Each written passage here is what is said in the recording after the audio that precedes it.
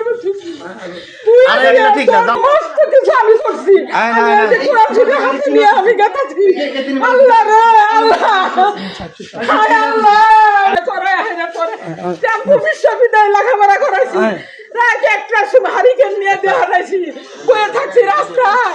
আর 10টা টাকার গুলি কিনতে গেছি আজকে সবার কাছে দেওয়া দিয়েছিস আর আজকে তুই আমার সম্পদের জন্য, টাকার জন্য। সম্পদ টাকা কোনোদিনই হয় না। মা একদিকে টাকা একদিকে, এটা ঠিক। মা একদিকে টাকা একদিকে, জানাও যায় না। 3টা মাস ধরে আসি বলবো আমি খালি আল্লাহর কাছে কই, তুমি আমি কাউ কাছে কমু না। আমি আজ 50 বছর ধরে এই বাড়িতে আছি। আমি কালকে আমার খাওয়া নাই, দাওয়া নাই, আমার ঘুম নাই। আল্লাহ গো,